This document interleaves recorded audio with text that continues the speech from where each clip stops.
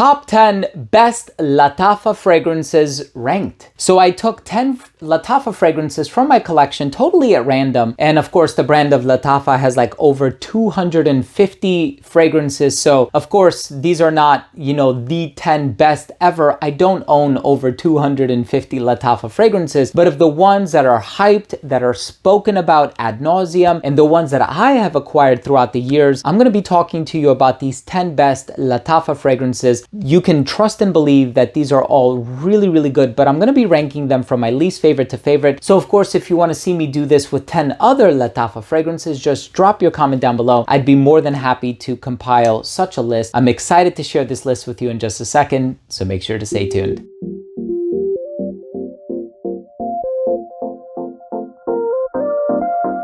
Now, before I begin today's episode and I tell you about these top 10 best Lattafa fragrances, 10 that I just totally grabbed at random from my collection, and I'm going to be ranking them from my least favorite to my favorite, but I must say, even my least favorite is solid. I want to start the video off first by saying that if you're a fan of fragrance-related content, and of course, if you love smelling your best, hit subscribe, hit the bell, and give this video a thumbs up for the YouTube algorithm. It would really mean a lot to me. So, of course, Lattafa fragrances. So the thing that the brand has going for it is they're all really inexpensive. A lot of these are alternatives to more popular designer or niche fragrances, but they're done with a twist. So they're not 100% similar to the original after which they're modeled or fashioned or whatever you want to call it. These actually do things slightly differently, but I love them. The presentations are always, they always step it up a notch, let's put it like that. And I always enjoy the quality of the fragrances. And another thing too is people praise the lasting power of Lattafa fragrances. So let's just go ahead and dive into the list. In the number 10 spot, we have Fakar.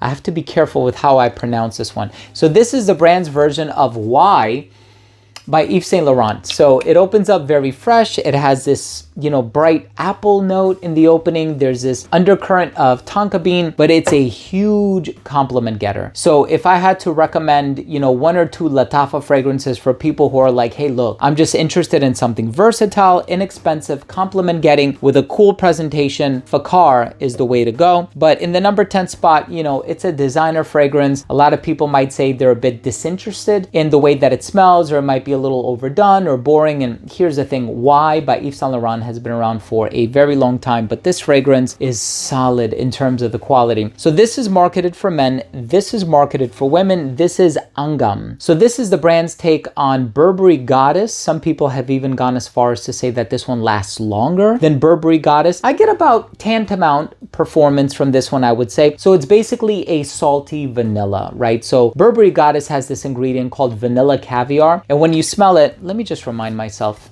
So does not have a pressurized atomizer.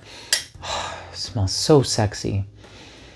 It's such a great fragrance. So if you like Burberry Goddess, you know what you're signing up for with Lattafa Angam. The next fragrance, I'm a little afraid to spray it just because it's so sugary, and I sprayed it in the box when I first got it in the mail, and I smelled it straight from the box and it stung my nostrils. Like, this stuff is so strong. This one is called Artisan Ethnique, and it's, wow, such a wide distribution from like floor to ceiling.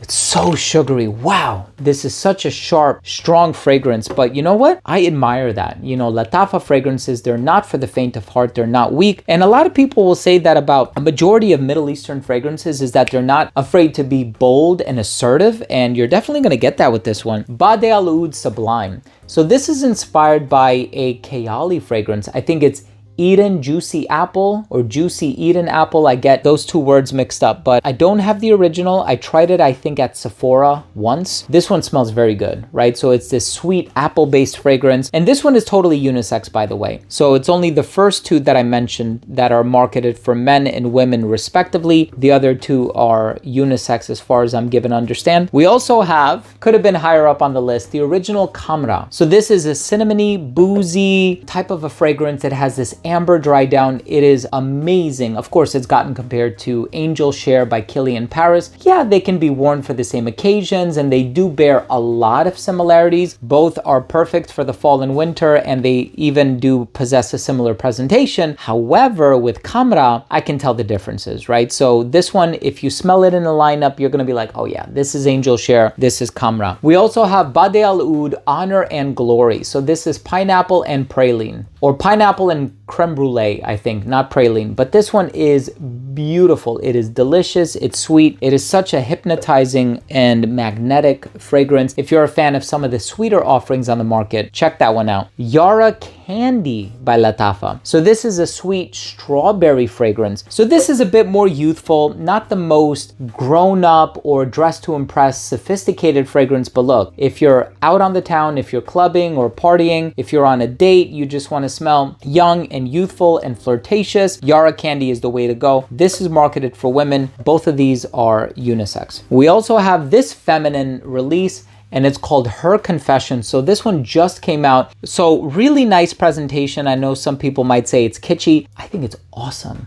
I like when fragrances do something a bit different, a bit out of the box. This is their version of Blanche Bête by Liquide Imaginaire. So it's a milky tuberose. So if you're a fan of floral fragrances, and let me tell you something, Blanche Bête is one of the best fragrances ever. It is a masterpiece. I own a bottle of Blanche Bête. And of course, I acquired this subsequent to my acquisition of Blanche Bête. I can tell you Blanche Bête is stronger and it opens up richer, but for the price that you're gonna end up paying for this, it's amazing. It's really, really well done. Now the fragrance in the number 2 spot, it really needs no introduction. I bet you if you're watching this video and you own, let's say 2 or 3 Lattafas, I guarantee you this is one of them. This is Assad. So this is the brand's version of Christian Dior's Sauvage Elixir, except, and this is something I've always said, it's a lot smoother as far as it pertains to the spices in the opening. I always have a hard time clicking the cap on. There we go. This fragrance, it opens up with that spicy nutmeg licorice vibe, but it's not as assertive and as abrasive as Dior Sauvage Elixir. So this one is a bit smoother in the opening, but you have that aromatic lavender in here. It smells so classy, so professional, marketed for men. So again, if we're talking about accessibility and professionalism, if we're talking about the Swiss Army knives of, the brand of Lattafa, I would say this one and Fakar.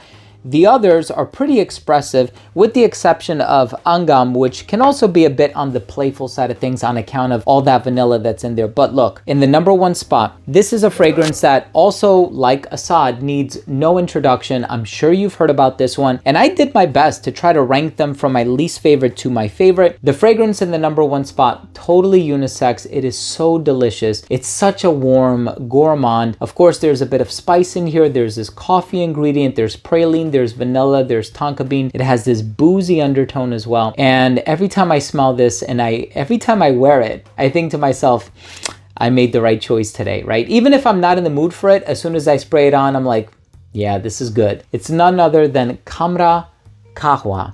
And I definitely prefer it over the original Kamra. So let me know, what are your favorite Lattafa fragrances? I probably have close to like 30-35 Lattafa fragrances. So if you want to see me do a part 2 or perhaps even a part 3, drop your comment down below. I would love to take your requests, only if there's enough of a demand for it. If not, then I'll just move on to a different video. But thank you so much for watching. Thank you for joining me. If you took anything of value from today's episode, please do consider supporting the channel by clicking subscribe, hitting the bell, and giving this video a thumbs up for the YouTube algorithm. It would really mean a lot to me. Thanks again for watching. I love you all, and we'll see you tomorrow with a new episode. Bye.